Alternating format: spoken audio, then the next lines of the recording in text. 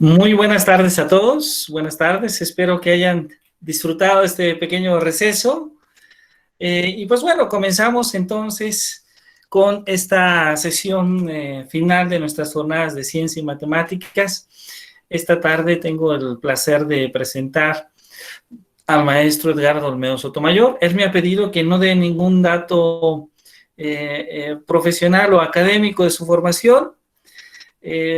Simplemente deseo comunicarles que, bueno, el maestro Edgardo ha sido un personaje central para nosotros en el CIEM. Ha sido un compañero, un colaborador que inició con este centro desde sus inicios.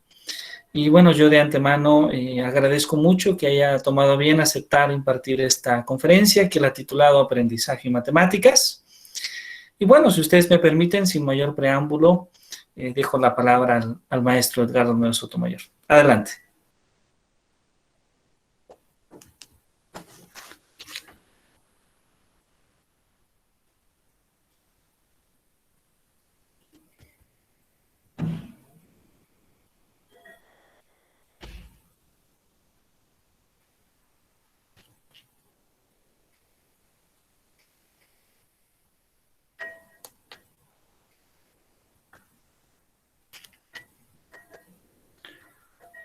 Maestro Edgardo, ¿sí nos escucha? A ver, ¿así sí me escuchan?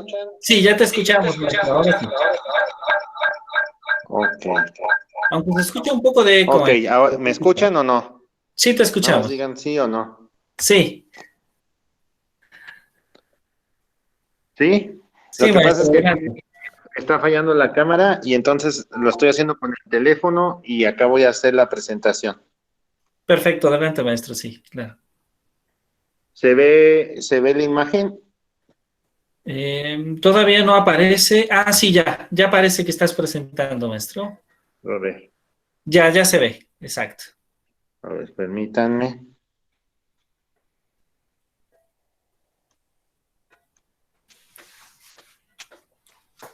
A ver. Me equivoqué de presentación. Ahí está. Ahora sí, una ventana. Híjole, no aparece. Déjenme ver otra vez. No sé por qué no aparezca para presentar. Déjenme ver.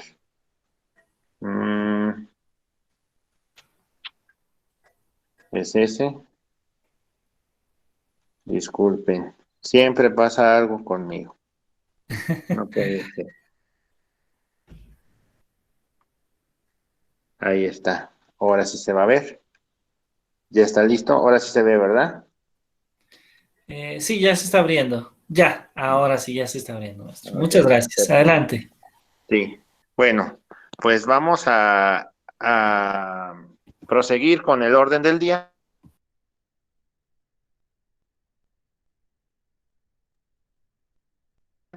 La idea que tenemos nosotros es aprendizaje. Esto es parte de un material que estamos trabajando con la maestra Imelda Parra y su servidor sobre las temáticas precisamente de aprendizaje y su interacción con los modelos matemáticos. Ya ven que el doctor Abdón estaba hablando también de modelado, también la doctora Victoria también trabajó en modelado. Pues entonces, si se modelan cosas como las epidemias, cosas como los fenómenos del transporte, pues ¿por qué no modelar algo intrínsecamente que digamos que es humano, como el aprendizaje? Y para empezar tendríamos aquí una bella cita que dice: las neuronas son como misteriosas mariposas del alma, cuyo batir de alas, quién sabe si esclarecerá algún día el secreto de la vida mental.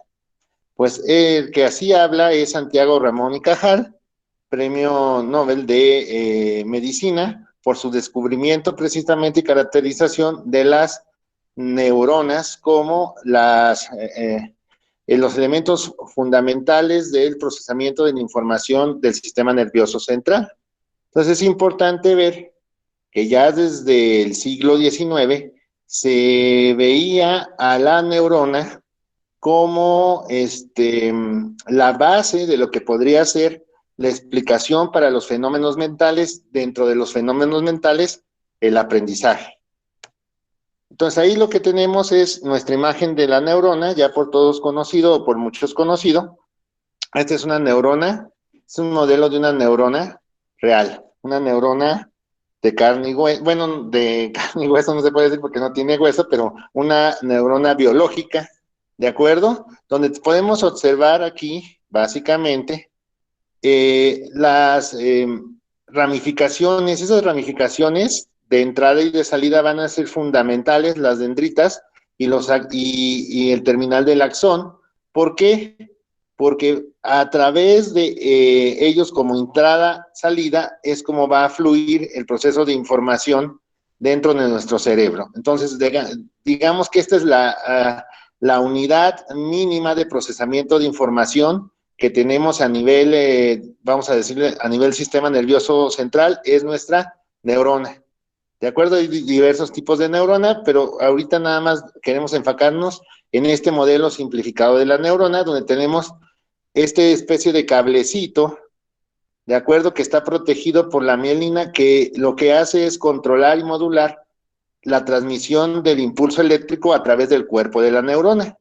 Porque para transmitir la información de neurona a neurona, cuando no es una, vamos a decir, no es una neurona muscular del sistema nervioso periférico, el proceso de transmisión se lleva a cabo por un fenómeno bioquímico. Ahí que es llamado la sinapsis biológica. Aquí lo que tenemos es una sinapsis bioquímica, precisamente a través de los neurotransmisores.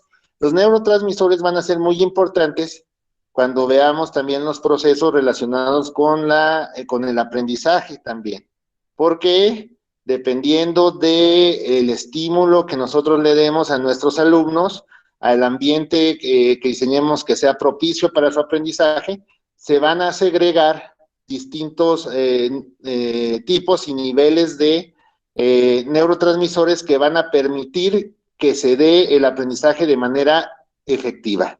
Entonces, ahorita lo único que me interesa mostrar es que el proceso de comunicación interneuronal es un proceso obviamente muy complejo, que aquí está simplificado a través de este esquema básico de la sinapsis, y aquí tenemos un pulso. Aquí tenemos un pulso de la transmisión de la información de manera de un pulso electroquímico, ¿de acuerdo? Por el cual se transfiere la información de una neurona a otra. Y aquí tenemos ya no solamente una neurona, sino tenemos un conjunto de neuronas. Yo veo que a muchos pedagogos les encanta hablar de, como dicen ellos, de redes neuronales y de que hay que interconectar los aprendizajes, de una serie de cosas que efectivamente son muy importantes para que se dé un aprendizaje que le llaman ellos significativo, ¿cierto? Entonces, aquí el concepto subyacente se llama concepto de sinapsis. Hay muchos tipos de sinapsis, pero aquí vamos a trabajar la sinapsis de Hebb o Hebbiana, que en realidad lo que nos está diciendo es un principio muy básico, muy fácil, que en resumen lo que nos dice es que si dos o más neuronas se encienden a la vez, van a tender a seguirse encendiendo juntas a lo largo del tiempo. Es decir, lo que se enciende junto permanece junto. El principio de Donald Hebb nos dice que dos células o sistemas de células que están continuamente activas al mismo tiempo tenderán a convertirse en asociadas, de manera que la actividad de una facilitará la de la otra. Es decir, conocimientos que se adquieren juntos generalmente se van a recordar juntos. Ese es también uno de los principios muy importantes para el reforzamiento de los aprendizajes. Tratar de hacer que esas conexiones entre las neuronas, de distintas neuronas, hay que fortalecerlos de manera tal que se enciendan los grupos de neuronas que nosotros consideremos o querramos, pues, que vayan a perpetuar una respuesta en nuestro alumno. Entonces, como vemos, pues una neurona no hace un cerebro, así como el hábito no hace al monje, pero entonces tenemos millones de neuronas en nuestro cerebro, del orden de 10 a la 11 neuronas y de 10 a la 15 interconexiones, lo que quiere decir que efectivamente el cerebro es el cerebro pues es un fenómeno, o estudiar el cerebro es un fenómeno de alta complejidad. Hay quien postula inclusive que la mente surge como una propiedad emergente del sistema complejo llamado cerebro. Eso ya es discutible, lo vamos a ver más adelante, pero el chiste es que es una cantidad enorme de interconexiones que de alguna u otra manera necesitamos modelar. Y para eso va a ser fundamental el uso de elementos matemáticos y hacer modelos matemáticos y computacionales que nos permitan a nosotros entender un poquito mejor lo que está pasando dentro de nuestra cabeza.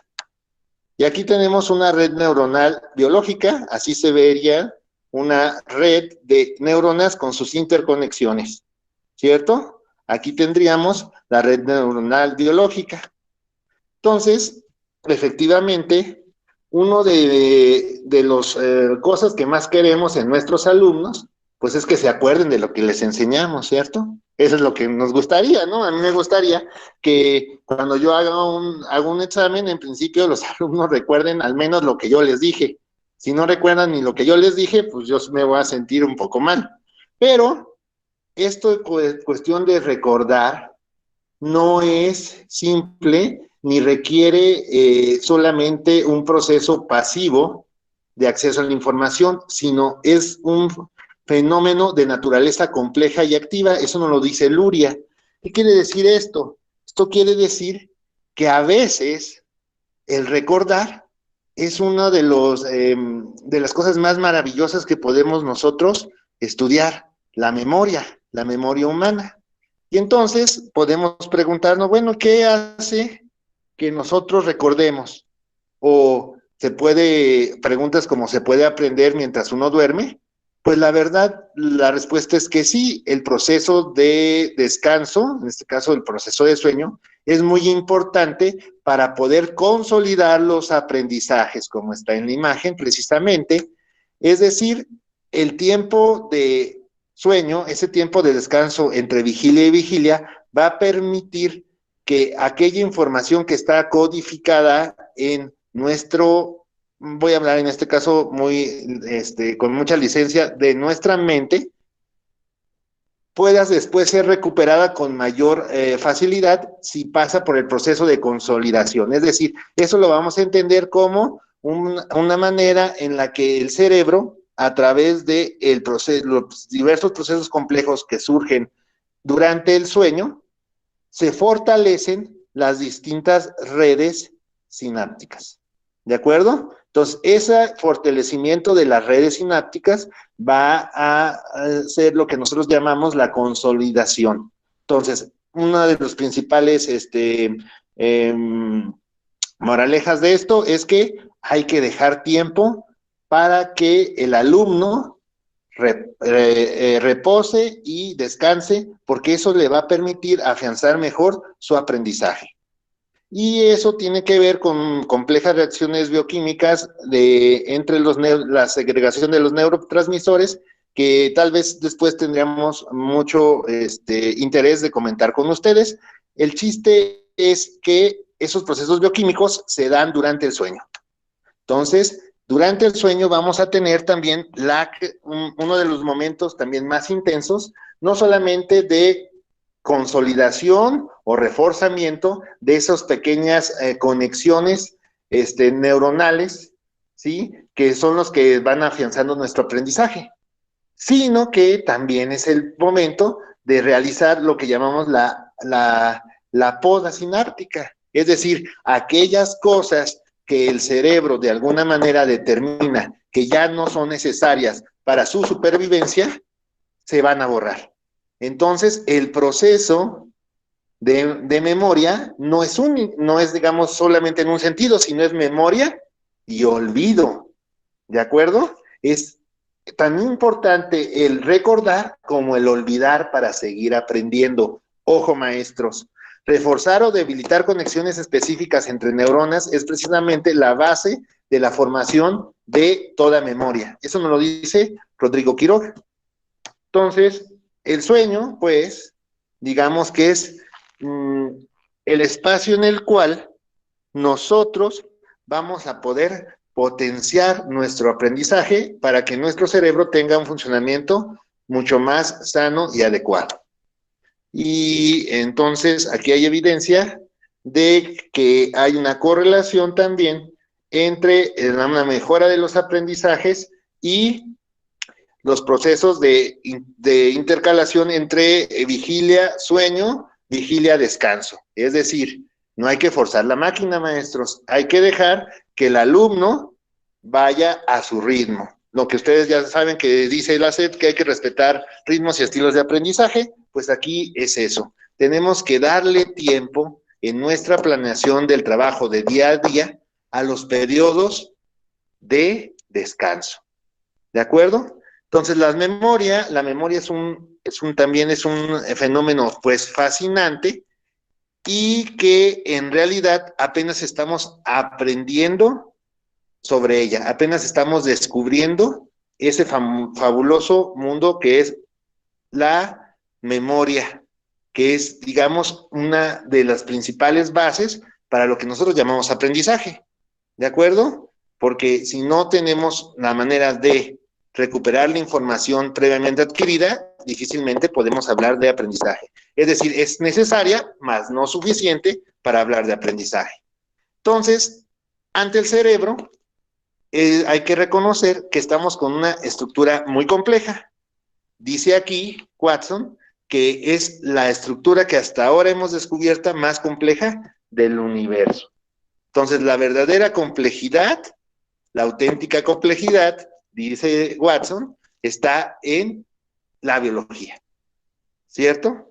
Entonces, aquí es importante retomar la idea de modelo, de modelado. Entonces, aquí tenemos que va a ser fundamental para entender los fenómenos mentales, en este caso asociados con el aprendizaje, la capacidad que tengamos nosotros de modelar la realidad, que como sabemos nos desborda por ser compleja. Es decir, la realidad siempre va a ser mayor y más compleja que cualquier modelo que nosotros podamos hacer de ella.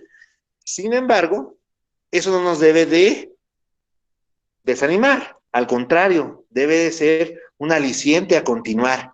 Por ejemplo, aquí tenemos la ley de la caída de los cuerpos, ¿no? Y podemos tener la realidad, yo arrojo una piedra y esa piedra cae con una determinada velocidad en un determinado tiempo. Y yo puedo tener un modelo matemático, una ley matemática, ¿sí? O una ley física expresada matemáticamente, dirían los más técnicos, una ley física expresada matemáticamente que me rige ese fenómeno, ¿de acuerdo? Dentro de cierto rango de observación, ¿sí? Ahora, ese modelo, al poder ser expresado matemáticamente, es lo que vamos a ver, es susceptible de aplicar a través de una simulación numérica, por el concepto básico que vamos a ver más adelante de algoritmo. Entonces, la ventaja de esto es que al poner yo mis variables en términos matemáticos, ese modelo matemático puede correr dentro de una simulación, en este caso una computadora, y recrear cosas que pasarían en la realidad, pero a lo mejor yo no puedo en ese momento verlas. O mi tiempo de vida es tan pequeño, ¿sí? Que ni siquiera lo alcanzaría a ver, o al contrario, son cosas que pasan tan rápido que si las quisiera ver en tiempo real, no lo podría ver. Entonces necesito hacer uso de la simulación. Y entonces, ¿qué creen? Así como hay un modelo para describir la caída de los cuerpos, dicen que fue hecho por Galileo, entre otros, pues también hay un modelo o propuestas de modelos matemáticos para explicar cómo fluye la información de una neurona a otra. Tenemos el primer modelo, que es de la PIC, que como ustedes ven, hace uso de ecuaciones diferenciales y en este caso una abstracción que ve las neuronas como un circuito eléctrico y la comunicación entre las neuronas como pulsos de ese circuito, ¿cierto? Entonces tenemos, ya sabes, Victoria, reina de Inglaterra, voltaje, resistencia, ¿sí me explico? Cantidad de corriente, capacitancia. Entonces lo voy a poner en términos de como si fuera la descripción matemática en ecuaciones diferenciales de un circuito eléctrico. ¿De acuerdo? En resumidas cuentas. Y este es el primer modelo que surgió de la comunicación interneuronal. Entre dos neuronas vamos a decir así, o entre una neurona, nada más como pasa el pulso por una neurona, ¿sí? El modelo estándar de comunicación del pulso eléctrico a través de una neurona, del axón de una neurona, es el modelo conocido como HH, Huxley, que ganaron el premio Nobel de Medicina también por proponerlo. Y evidentemente también hace uso de una abstracción, es decir, en lugar de ver la neurona como un todo biológico, hacen una abstracción, una simplificación, viendo los componentes de la neurona como elementos de un circuito eléctrico, resistencias, capacitancias, voltajes. ¿De acuerdo? Y eso lo que está modelando es lo que tú ya conoces como las comunicaciones de abrir y cerrar compuertas de acuerdo con la polaridad de las iones sodio-potasio. ¿De acuerdo? Entonces, es lo que va a posibilitar bioquímicamente que fluya la corriente eléctrica o el pulso eléctrico a través de el axón. Va a ser la polaridad y despolaridad de los intercambios iónicos entre sodio y potasio. Y aquí tenemos una ecuación diferencial que nos describe cómo se van, cómo va cambiando el potencial de acción en función de un tiempo y de una concentración de ciertos iones, ¿cierto? Que son las compuertas. Haz de cuenta que a través de las compuertas de la neurona fluyen, esta es un medio acuoso, iones, partículas cargadas positivas y negativas. Y eso es lo que hace que se cierren y se abran las compuertas y fluya el pulso eléctrico o no. Y aquí tenemos precisamente la ecuación para la sinapsis, lo que ustedes llaman la comunicación entre neuronas. Ahí tienen precisamente sus ecuaciones diferenciales. Y pues hay que resolverlas, ¿no? Pues ya las resolvemos de alguna forma y ya tenemos ciertas probabilidades, etcétera, etcétera. Pero eso no lo vamos a hacer para la vida real, porque tenemos miles de millones de neuronas en nuestro cerebro, entonces difícilmente, utilizando nada más nuestra mano, hoja y papel, vamos a poder resolver las ecuaciones en tiempo real para saber qué es lo que está pasando cuando el niño dice 2 por 2 es 4. Entonces necesitamos poder computacional. Tenemos la ecuación ahí, pero nos falta poder computacional, nos faltan muchas manos y muchos cerebros para estar resolviendo las ecuaciones en tiempo real. Entonces, ¿qué hacemos? Vamos por la máquina. Entonces, dice aquí Isaac Asimov, estamos llegando al punto en el cual los problemas que deberemos resolver serán irresolubles sin ordenadores. Es decir, necesitamos apoyarnos de la modelación numérica. No solamente ya el modelo matemático, sino ahora numérico. Necesitamos alimentar eso en las computadoras, esas ecuaciones con datos y correrlos. ¿De acuerdo? Entonces ahí tenemos precisamente un elemento de cómo se puede crear con reglas sencillas una complejidad bastante aparente. Y aquí tenemos lo que se llama una regla de formación de un automata celular. Eso va a ser importante un poco más adelante. Lo importante aquí es darnos cuenta que la máquina analítica, decía Charles Babbage, cuando esto exista, será el futuro de la ciencia. Ya existen las computadoras. Entonces, en las computadoras está el futuro de la ciencia. ¿De acuerdo? Y no hay que tenerle miedo al usar las computadoras, ni en el ámbito escolar, mucho menos en el ámbito de la investigación. Ya nos lo dijo Marie Curie, en la vida no hay nada que temer, solo hay que comprender. Pues hay que comprender qué es lo que estamos haciendo al hacer simulación numérica, qué es lo que estamos haciendo al hacer modelos matemáticos y qué es lo que estamos haciendo al aplicar paradigmas de inteligencia artificial, que es a donde yo voy. Entonces, continuamos. Aquí, ojo maestro, un mensaje para ti. Daphne Koller nos dice: lo que estamos aprendiendo en la educación en línea es una conferencia de TEDx. Tú lo puedes buscar. Las conferencias tipo TED son famosísimas, hay de muchísimos temas, pero ella es la creadora, junto con otro profesor, de la plataforma de Coursera. Y entonces ella te dice lo siguiente: presta atención. Así el estudio del aprendizaje puede pasar de estar fundamentado en hipótesis a estar fundamentado en datos. Un cambio que, por ejemplo, revolucionó la biología.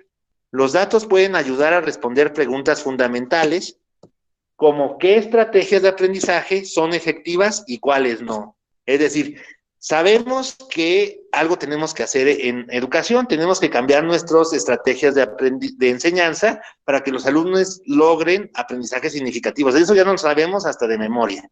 Pero ¿cómo le hacemos? ¿Cómo distinguir lo que sirve de lo que no sirve? Necesito criterios que me permitan saber cuándo una estrategia didáctica está funcionando y cuándo una estrategia de aprendizaje está siendo óptima. Para eso te puede servir, entre muchas otras cosas, la inteligencia artificial. ¿Por qué? Bajo este paradigma de la inteligencia artificial, las computadoras, vamos a llamarle así libremente, pueden resolver problemas. De hecho, pueden aprender a resolver problemas. Y si tú sabes cómo puede una computadora aprender a resolver problemas, tal vez sepas también ya algo de cómo un alumno de carne y hueso le hace para resolver problemas. ¿De acuerdo? Aquí tenemos también otro de los grandes impulsores de la inteligencia artificial, que es Stephen Wolfram, ¿sí? Y hace un libro que se titula Sobre un nuevo tipo de ciencia, que nos dice que el futuro de la ciencia y en especial el futuro de las matemáticas está en su interacción con la computación, que solo a través del uso de la computación es que se va a poder potenciar el pensamiento científico para poder resolver los grandes problemas que ahora a los cuales nos enfrentamos. Entonces, ¿cómo observas tú? Con puntos y líneas pueden ir creando una estructura bastante compleja y que se va asemejando cada vez más a la fotografía que te puse de la red neuronal biológica. Entonces, es muy importante que te acerques a cosas como Wolfram Alpha y te pongas a explorar ahí, donde tú puedes ver cómo con reglas simples, con algoritmos simples, puedes ir creando toda una estructura compleja. ¿De acuerdo? Como aquí estos fractales. Y también tenemos, aquí en México, también tenemos a personalidades como Héctor Senil. Héctor Senil es también un especialista en ciencias de la complejidad. Él ha escrito muchísimos libros ya, a pesar de ser relativamente joven, sobre el tema de complejidad y neurociencias y cognición algorítmica, que es un poco de lo que yo te voy a hablar, teoría de grafos, complejidad, etcétera, etcétera. De hecho, ha escrito algunos libros y ha trabajado también muy cercano con, por ejemplo, Roger Penrose, que ahora ya es muy famoso, todos ya lo hablamos, pero es interesante acercarnos a sus textos también originales.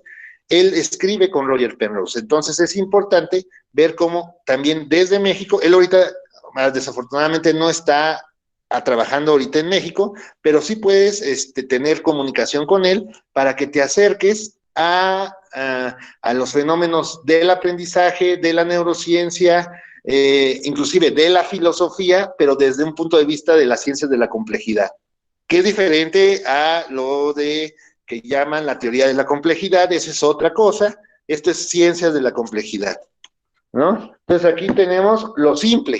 A ver, vamos a lo simple, de regreso. Decimos los sentidos, ¿no? No hay nada más simple que lo que podemos ver. Pues no, no, esa aseveración no es del todo cierta. Entonces aquí tenemos cómo es la evolución de la vista de un recién nacido. Entonces el recién nacido pues ve solamente blanco y negro, y como va pasando su proceso de maduración, conforme va pasando su proceso de maduración, podemos ir observando que va cambiando y cada vez es más sensible a los detalles, ¿no? Y empieza con el color, y empieza con la perspectiva, y empieza inclusive con los detalles. Entonces, hay un proceso de maduración, y eso también tiene que ver con que la manera como está funcionando su cerebro no es la misma cuando tiene 0 días de nacido que cuando tiene 1 año de nacido. Algo está haciendo diferente también su cerebro, derivado de su proceso de maduración. Y entonces sería interesante analizar el hermoso, maravilloso y complejo fenómeno de la percepción visual. Y entonces ahí tenemos preguntas como que ya se hacían desde el campo de la Gestalt, que si, ¿qué es lo que ves ahí? Que si los ves a los novios que se van a besar, o si ves a la copa de vino. Y hay toda una teoría y toda una discusión que qué es lo que se ve, que si es la forma, que si es el fondo, que si eso. Y tienen ellos ciertos postulados, ¿sí? Del campo de la gestal, como el principio de proximidad, semejanza, continuidad, etcétera, etcétera, que lo que tratan de decir o de aclarar o de entender es cómo es el proceso, ¿sí? De formación de un significado y de formación de un concepto, pero a través de la percepción, o sea, cómo desde la percepción, desde lo que veo, puedo llegar a concluir que es eso, en otra cosa. O sea, ¿cómo veo? Por ejemplo, aquí en la parte inferior izquierda, ¿cómo sé que ahí hay un triángulo? Y de hecho no hay ningún triángulo, pero lo veo. ¿Te fijas? O sea, solamente hay pedacitos de círculos, ¿sí? Acomodados de tal manera que parecen, y de verdad veo un triángulo, pero el triángulo no está ahí. Entonces, diríamos que, ¿qué es ver? ¿Qué es percibir? Y todas esas preguntas filosóficas muy importantes. ¿Qué es lo que ve usted aquí? Ah, la mitad de la gente diría, veo un conejo. La otra mitad de la gente diría, veo un pato. Y que la verdad es que los dos tienen razón, ¿cierto? Y ahora yo les digo a ustedes rápidamente un pequeño ejercicio. Díganme, por favor, ahí, ¿cuántos animales ven? Solo una persona. ¿Cuántos animales hay en la imagen? ¿Nadie? ¿Alguien que me diga? ¿Pueden contestar así nada más? Con audio si quieren, o un mensaje al grupo. ¿Cuántos? Yo veo 12. ¿12? 10 quizá. Yo veo 10. ¿10? Ok, gracias. Sí, yo Vamos a también. ver. A ver, sería pez, tortuga, elefante, mosquito. ¿De acuerdo? Perro, serpiente, gato, ratón, gamba, que es como una especie como de cigüeña, un ave, cocodrilo y un delfín. ¿Y el burro?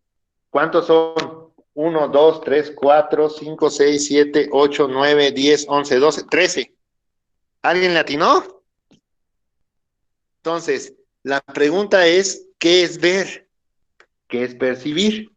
Y entonces, cuando queremos abordar el problema de la visión y de la percepción desde el punto de vista científico, pues tendríamos que empezar a ir delimitando nuestras variables de estudio. Entonces, ahí lo que tenemos es una imagen de un cubo, pero está muy grande. Nada más me voy a centrar en ese pequeño pedacito que se ve ahí dentro del pequeño rectángulo. Pues resulta que aún eso es demasiado complejo cuando lo paso a una representación de matriz de intensidad de grises, ¿sí? O lo que dicen escala de grises en la computadora cuando imprimes. Entonces tendría que estar analizando cómo van variando el proceso de sombreado en esa pequeña área. Y entonces lo que veo yo es que voy a tener una distribución ahí que no es muy homogénea. Entonces necesito meterle matemáticas al asunto. Entonces lo que voy a hacer es voy a ir suavizando y en lugar de utilizar los valores crudos, voy a poner los valores medios.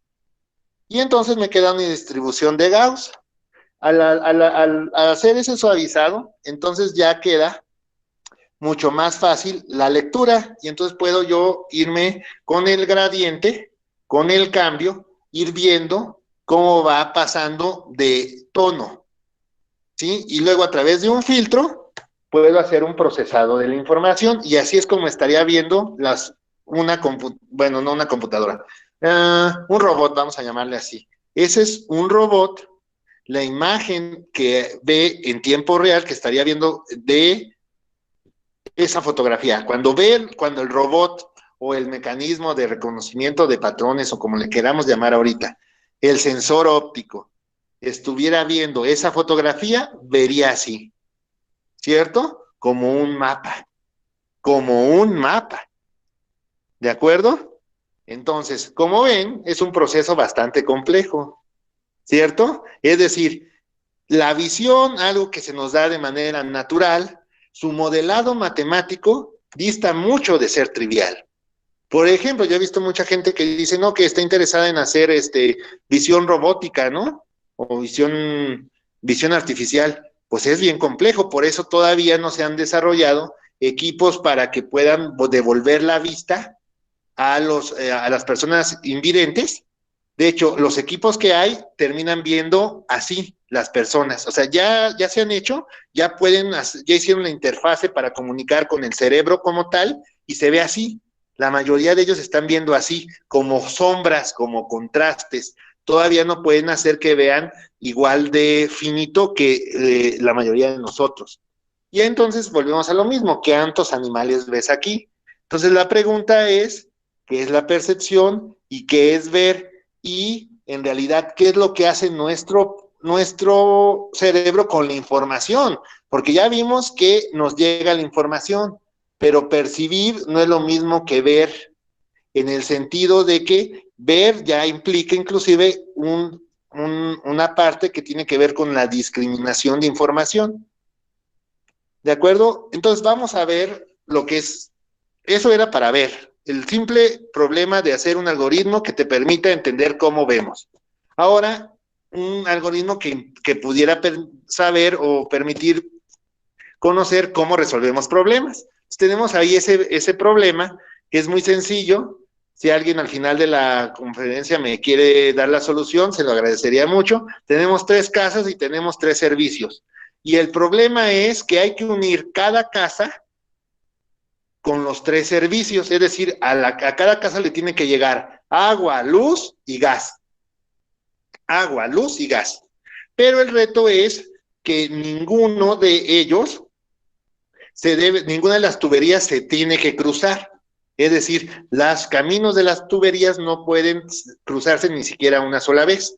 La persona que me diga o que me mande una foto donde logró hacer ese problema, le voy a resolver ese problema correctamente, le voy a regalar un libro de mi colección personal. ¿De acuerdo? Para que se animen. Igual con la sucesiones y series. ¿Qué sucesión sigue ahí? Pues sigue el 3, 1, 2, 2, 1, 1. ¿Y cuál seguiría después?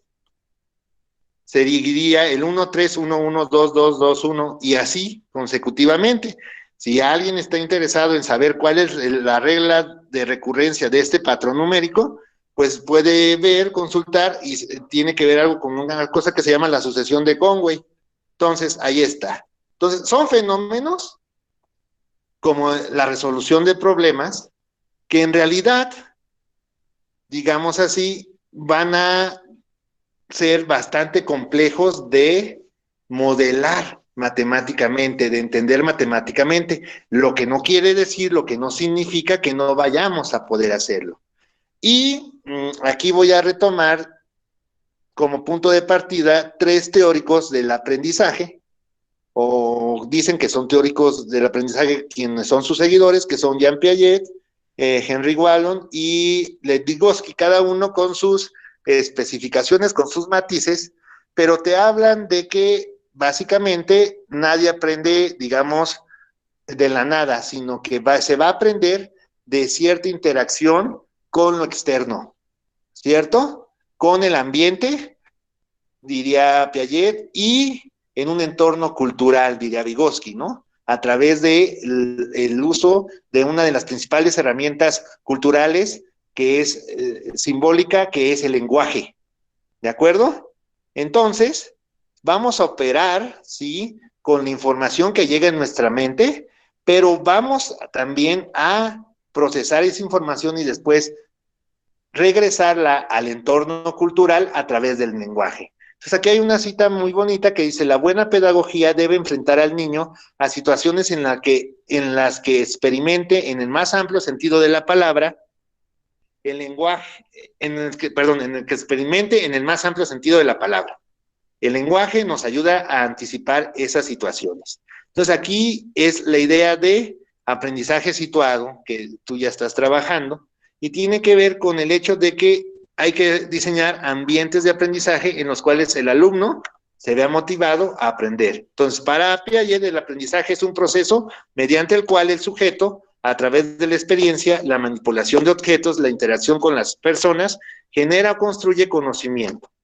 Ahí está importante, modificando sus esquemas mentales. Pero eso solamente es a través de actuar en un ambiente, lo que ahora llamamos un ambiente de aprendizaje. Y para Vygotsky eso sigue siendo válido, pero siempre mediado por la cultura, por el lenguaje. ¿De acuerdo? Hay una dimensión cultural. Ahora, eso es desde la tradición pedagógica de lo que ustedes llaman las teorías de aprendizaje, que tanto habla Jesús.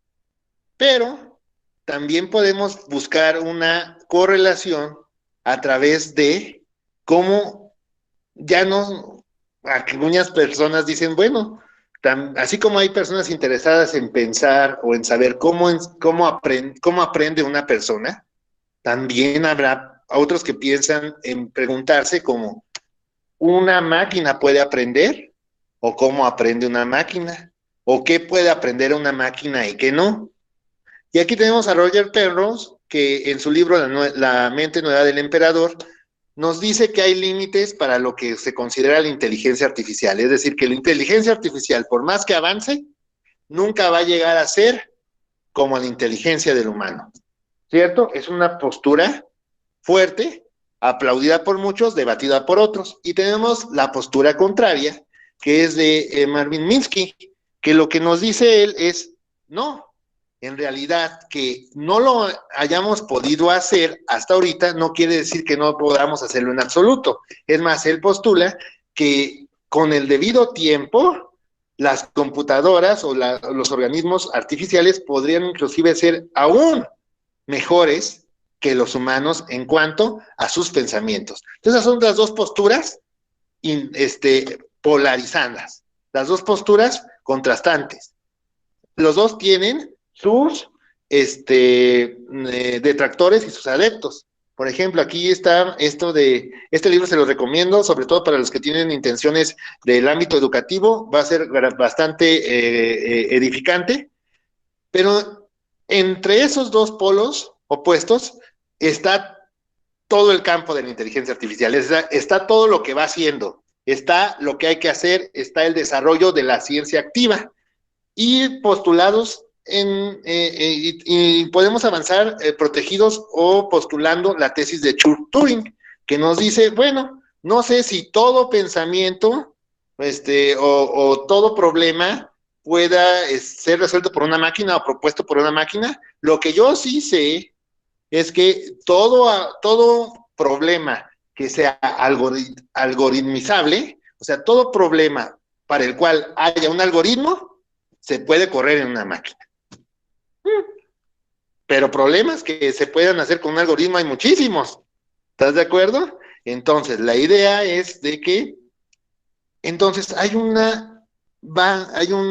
espectro muy amplio de problemas que se pueden abordar en inteligencia artificial que realmente nos permitan ayudar para las cuestiones del día a día.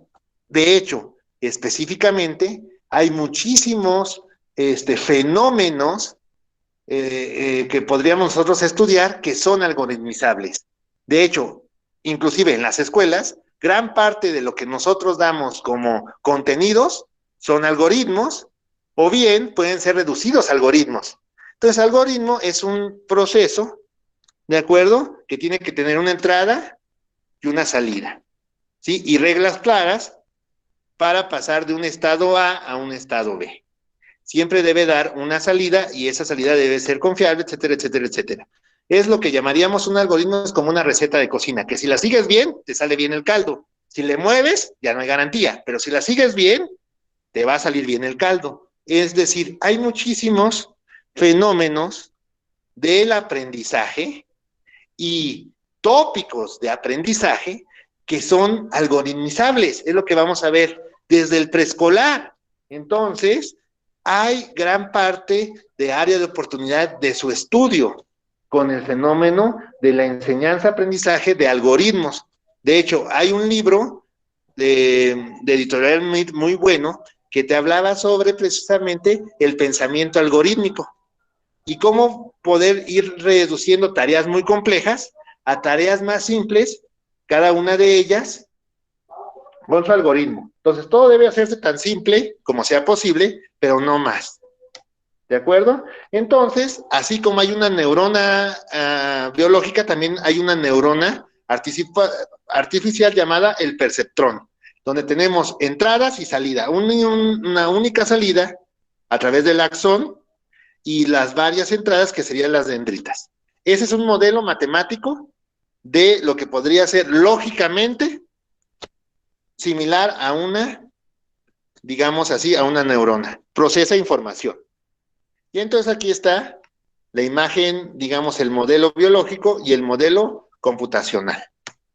Entonces, las redes neuronales artificiales, así como a un conjunto de neuronas que forman una red, en este caso, y esa red representa un conocimiento para la persona en su cerebro, así también tenemos que varios perceptrones pueden asociarse y hacer una red artificial. Y lo importante, como te lo recalco aquí, eso de tip para docentes, la base de todo conocimiento, en principio, es la experiencia. Luego se reflexiona sobre la experiencia. Entonces, las redes neuronales, precisamente, su base de conocimiento es la experiencia, ¿sí? Y a través de una cierta función, ¿sí?, van equilibrando, ¿sí?, o reforzando el número y cantidad de sinapsis o de conexiones entre neuronas. Pero acuérdate, el principio para el conocimiento es la experiencia y luego se reflexiona sobre la experiencia. Y ahí tenemos una representación esquemática de una red neuronal artificial. Y aquí tenemos su comparación con la red artificial contra la red biológica. Y aquí tenemos cómo se va creando una asociación a través de la polarización y despolarización que se veía en el modelo HH, a través de la bomba sodio-potasio. Aquí lo que tenemos es una función, ¿de acuerdo? Que ahorita no voy a entrar más a profundidad de eso, ¿de acuerdo? Pero funcionaría como ese proceso que va regulando la salida, entrada-salida. ¿Te fijas? Algorítmica de la información, ¿sí? Entonces, es importante ver la fuerza de la conexión y la función de activación que vendría siendo el pulso, ¿cierto? Que es una transformación no lineal, y ya saben lo que les encantan las transformaciones no lineales a los matemáticos. Entonces ahí tenemos un pequeño modelo matemático, ¿sí?, de cómo funciona la red neuronal basada en el perceptrón, ¿de acuerdo? Entonces ahí tenemos cierta función que ahorita no voy a entrar demasiado en detalles porque lo que me interesa aquí es ver, aquí tenemos distintas formas de asociar neuronas, de formar redes neuronales para ir formando un aprendizaje cada vez más profundo, le llaman ahora, ¿de acuerdo? Entonces, aquí lo que tenemos es precisamente el TIP para docentes, la representación del conocimiento en redes neuronales. Entonces tenemos la información acumulada, tenemos un procedimiento que vendría siendo nuestro algoritmo, ¿sí? Que es alimentado por un estímulo ambiental y eso produce una respuesta. Y esa respuesta empieza a formar parte de la representación del conocimiento que tenemos en esa red neuronal. Resumido, tip para docente, recuerda que el conocimiento es más que solo información, es actuar, es acción, como fruto de un pensamiento. Eso es muy de Jean Piaget, ¿de acuerdo? Entonces, tú puedes ver también las influencias que hay detrás de esto. Si quieres llamarle filosofía. Entonces, ahí está, ¿de acuerdo? Entonces, recuerda que el conocimiento es más que solo información, es actuar como producto o función de un pensamiento. ¿De acuerdo? Ahora bien, hay diferentes maneras en cómo reglas que debe de cumplir una red neuronal para ser eficiente. Una de ellos, la regla 1, entradas similares pertenecientes a clases similares deben producir dentro de la red representaciones similares y ser clasificadas como pertenecientes a la misma categoría. Y aquí tenemos una función de distancia, que eso no es tan importante aquí, lo importante es tip para docentes. Respuestas similares procedentes de ejemplos similares deben ser vistos como similares. Ojo, en un principio no debes de poner preguntas trampa, sino hasta después que el alumno ya aprendió y ya abstrajo la categorización del conocimiento. Es decir, no al principio, sino hasta el final, ¿cierto? Respuestas similares procedentes de ejemplos similares deben ser vistos como similares, ¿cierto? Otro resumen de eso podría ser, necesitarían tener la misma calificación. Tip del docente, regla 2, ejemplos a categorizarse separadamente deben tener una representación muy diferente en la red neuronal. ¿Eso cómo se traduce? No poner ejemplos con trampa cuando apenas se está construyendo la regla de la clasificación. Entonces, no debes de poner ejemplos con trampa al principio, sino hasta después, que ya es un esquema de pensamiento ya reforzado en el alumno, no durante el proceso de reforzamiento. Regla 3. Entre más importante es un concepto, buscas distintas formas de representarlo. Es lo de Duval. Si una característica es importante, debe existir un gran número de neuronas dedicadas a su representación.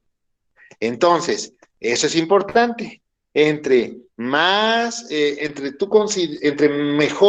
o mayor número de representaciones mentales tengas de una estructura, mejor será su asimilación por parte del estudiante, ¿de acuerdo? Y eso quiere decir que va a haber distintas redes o subredes, ¿sí? Relacionadas con ese concepto central. Entonces, cuando se prenda una, se van a aprender las otras también, y es cuando vas a poder pasar de una representación a otra representación, ¿de acuerdo? En tu modelo de tu objeto matemático, si le vamos a llamar así.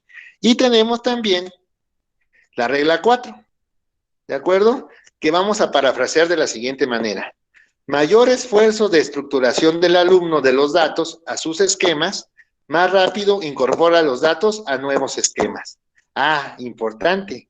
Entre más tiempo, entre más esfuerzo le aplique el alumno para tratar de ordenar una realidad aparentemente caótica, paradójicamente tal vez más rápido va a poder incorporar esos datos a sus nuevos esquemas, es decir, su velocidad de aprendizaje va a ser mayor. ¿De acuerdo? Eso es lo importante aquí. El proceso de aprendizaje, ¿cómo se aprende? Se aprende por interacción con el medio ambiente y se aprende mejorando el desempeño por medio de este aprendizaje. Es decir, simplemente interactuando con el medio y también evaluando su desempeño, o sea, evaluando la forma en la que se interaccionó con el medio a través de un criterio de evaluación, o sea, una rúbrica del desempeño. Y aquí tenemos una definición de aprendizaje que dice: el aprendizaje es un proceso por el cual los parámetros se adaptan por la interacción continua con el medio ambiente. Entonces, es un proceso de un sistema dinámico, pues. Es un sistema dinámico que va cambiando y no es independiente del tiempo ni de las interacciones en sentido general. Y entonces tenemos que establecer un cierto mecanismo de ajuste, ahí metiéndole un delta a la función para poder ir ajustando precisamente, ¿sí? Y ese ajustar va a hacer que avances. Es esa tensión que diría Jean Piaget que está entre acomodación y asimilación, que se genera el desequilibrio para volver al equilibrio. Eso se traduce matemáticamente así. Entonces, lo que tenemos aquí es que hay diferentes algoritmos o reglas para aprender, ¿sí? Está la corrección de error, el efecto Boltzmann, pero nos vamos a centrar ahorita en dos: la ley de efectos de Tordick y la regla de Hebb. ¿De acuerdo? Ahí tenemos aprendizaje supervisado, aprendizaje por reforzamiento y aprendizaje no supervisado. Aquí lo que quiero ver es la regla de Hebb. ¿Te acuerdas de Hebb que lo vimos al principio? TID para el docente. Lo que enciende junto tiende a permanecer junto. ¿Eso será aprendizaje significativo? Te hago la pregunta, ¿sí? Y entonces hay que hacer experiencias integrales de aprendizaje. Es lo que llamo X-in-App. ¿De acuerdo? Entonces, la regla de Hebb, que se utiliza en inteligencia artificial, en realidad es un principio básico que sí sirve para que lo pongas en el aula. ¿De acuerdo? Entonces, lo que se enciende junto tiende a permanecer junto. Aprendizaje significativo, es decir, logra involucrar al alumno que aprenda con todo su ser. ¿De acuerdo? Y entonces, al resolver un problema, vamos a ver, en un entorno no supervisado, en donde se ve enfrentado a un problema de difícil resolución, el alumno realmente está haciendo eso, está haciendo conexiones neuronales que van a ser muy fuertes, muy sólidas, y van a permanecer así a lo largo del tiempo. Tan es así que ese mismo estructura neuronal que está ahí, que va a quedar ahí subyacente, se va a encender cada vez que vea un proceso similar o una cuestión que le evoque. Entonces ya tiene ese conocimiento, esa estructura como un conocimiento previo. ¿De acuerdo? Y aquí, eso es de la matemática. Aquí una cosa importante: el paradigma de aprendizaje supervisado. Tip para el docente: únicamente existe la información del maestro y nada fuera de ello. ¿No recuerda esto la enseñanza tradicional? En el paradigma del aprendizaje supervisado, el maestro es el que da la información del ambiente. Es decir, el alumno no tiene acceso a la realidad, no experimenta por sí mismo, solamente conoce lo que el maestro le da. Eso se le llama paradigma de aprendizaje supervisado. Aquí, en inteligencia artificial, así es decir, el alumno, aquí la máquina no vería y a partir de la percepción sacaría el patrón, sino que tú ya le das los casos escogidos y él solamente aprende a discriminar, pero él nunca ve la realidad. Eso es bajo el paradigma de aprendizaje supervisado. Si a mí me preguntas, muy semejante a la enseñanza tradicional, ¿sí? Ambiente, maestro, la red de aprendizaje y el sistema de aprendizaje, pero entonces el maestro es el filtro, ¿sí? Que obstruye, bueno, digamos nosotros, pues,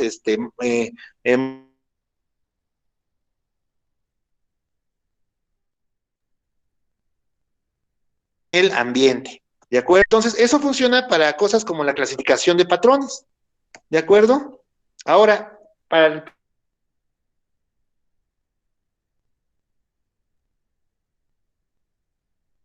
y el Jesús dice: si una acción de un sistema de aprendizaje resulta un estado satisfactorio, entonces la tendencia del sistema a producir esa señal es reforzada.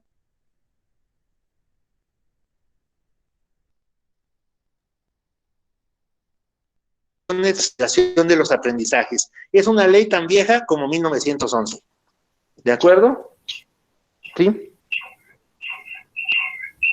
Y hay dos tipos, el asociativo y el no asociativo, pero los dos tienen que ver con esta idea de lograr que el alumno, conforme tiene un logro, quiera más, y quiera más, y quiera más, ¿sí? Eso lo puedes generar con un cierto autómata de aprendizaje, con una regla de aprendizaje que no tiene sentido explicar aquí, tal vez más adelante.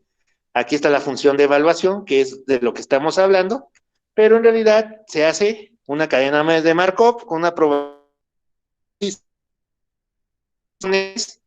La R, si es mayor que 0, premio, si es menor que 0, castigo, y entonces tú estás generando esa motivación, en principio, extrínseca, para después lograr una motivación intrínseca. Y aquí lo resumo con esta frase: el papel de la reflexión como un mecanismo de autorregulación de la respuesta de adecuación o acomodación entre el organismo y el ambiente por medio de la acción y su constitución como un esquema mental de guía de acciones futuras. ¿No te recuerda a Jean Piaget? Entonces, aquí lo que tenemos es aplicar gran parte de las ideas del paradigma piagetano a un contexto aquí mucho más formalizado, ¿de acuerdo? A través de un modelo, en este caso numérico simbólico, que operara, entre comillas, como una mente. O sea, el sueño de Jean Piaget de decir, bueno, es que yo quiero acceder a estudiar la mente sin ver esa mediación con el lenguaje, porque yo no puedo ver la mente solita, sino siempre es a través de lo que expresan. Acá lo pueden hacer, o creen que lo pueden hacer, ¿sí? Y te doy un tip.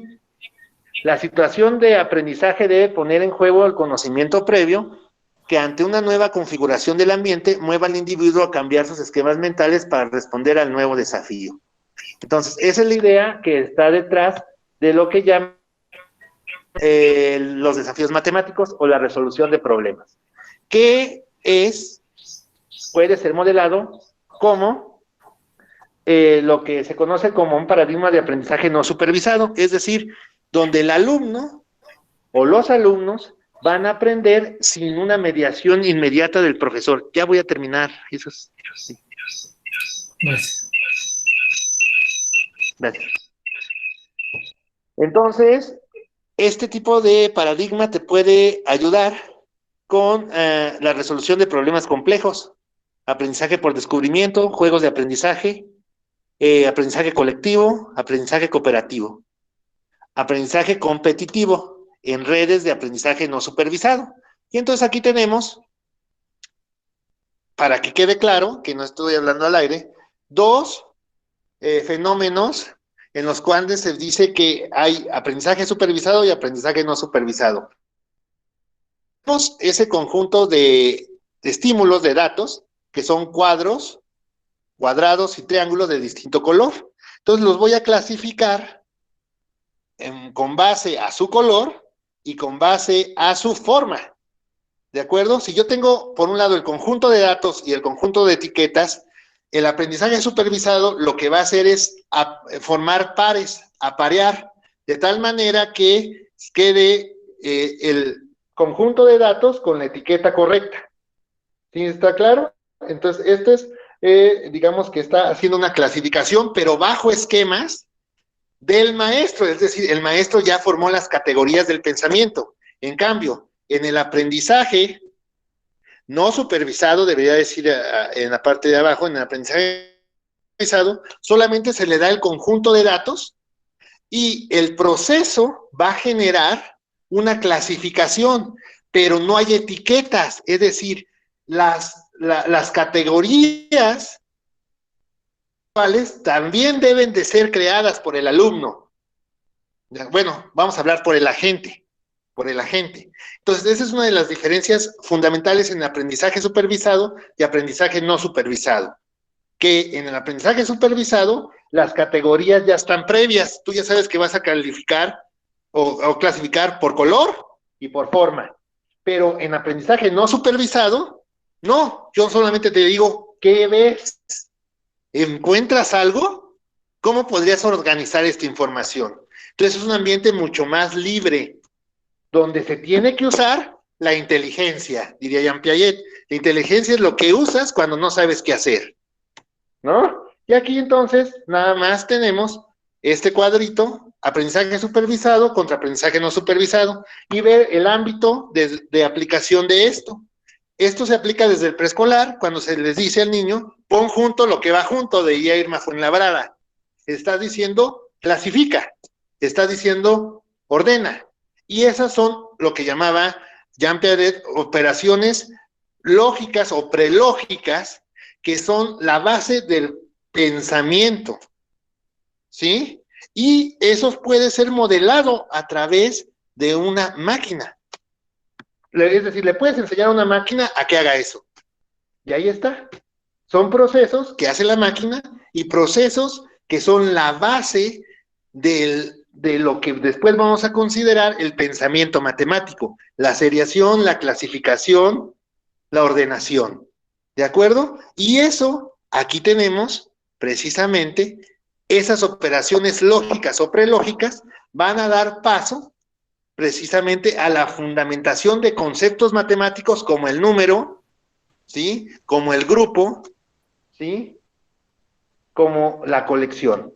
Y la manera más sencilla de hacer esto, de dotar de un ambiente efectivo de aprendizaje para la enseñanza de las matemáticas, es a través del juego. Porque en el juego tú estás haciendo un entorno de aprendizaje digamos que no supervisado, donde el alumno es libre de redescubrir las reglas. Y al redescubrir las reglas, dice Dienes que está haciendo las matemáticas. Hasta aquí es donde yo me quedaría por el momento, y eso sería todo.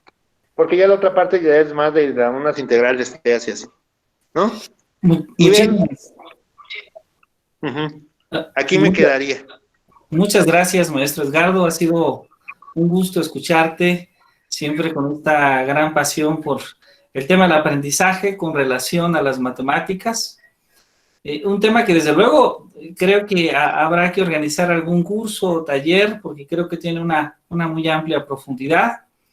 Muchas felicidades por tu trabajo y muchas gracias por haber aceptado participar en estas jornadas de ciencia y matemáticas. Tenemos un poco ya rebasado el tiempo para esta tercera conferencia del día, entonces si tú me permites, dejaremos la participación de una pregunta o de un comentario al público que nos escucha para que tú puedas a su vez darle respuesta y con esto comenzar la conferencia de cierre. Entonces, invitamos al público, quien desee, quien tenga alguna pregunta para el maestro Edgardo Olmedo Sotomayor. Bueno, una pregunta que nos dicen es si puedes escribir tu email en el chat para que conozcan, para que puedan establecer contacto contigo, profesor. Sí, esa ya está contestada, esa de hecho así va a ser. Ok, perfecto. Y bueno, no sé si alguien tenga alguna pregunta sobre la conferencia del maestro Edgardo Olmedo Sotomayor. Yo tengo una pregunta. Adelante, por favor. ¿Qué tal, maestro? Mire, mi pregunta es la siguiente. Hace, pues, algunos, ¿qué será? Un año, Apple implementó en la iPad Pro un sensor que se llamaba LiDAR. Lo que hacía era que podía, pues, mapear todo el lugar, ¿no? Esto sería, si lo implementábamos eso en la robótica, ¿podría hacer que el robot pudiera ver mejor? O sea, pudiera distinguir más las zonas y todo eso. Pues podría ser, de hecho, sobre todo va a estar en el algoritmo del procesamiento de las imágenes. Ahí va a estar, entonces tú lo que tienes que hacer, o sea, a nuestros ojitos, no sé, vamos a decirlo, la naturaleza o Dios, pues ya les ha enseñado a lo largo de miles de millones de años cómo procesar esa información por ensayo y error. O sea, digamos que ahí es aprendizaje no supervisado, pero a lo largo de milenios. ¿De acuerdo? La idea aquí es cómo tú puedes poner un esquema de aprendizaje no supervisado para que precisamente, en este caso, los perceptrones, vamos a llamarlo así, basándonos en este esquema, que no es el único que hay, pero es el que dice aquí, aprendieran la mejor manera de asociarse para procesar la información.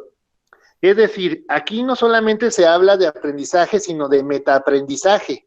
Es decir, sin que tú le des la regla, buscar que en este caso el agente logre optimizar. Entonces, al final estos son procesos de optimización porque se busca un objetivo. Y en este caso sería tener una mejor visión.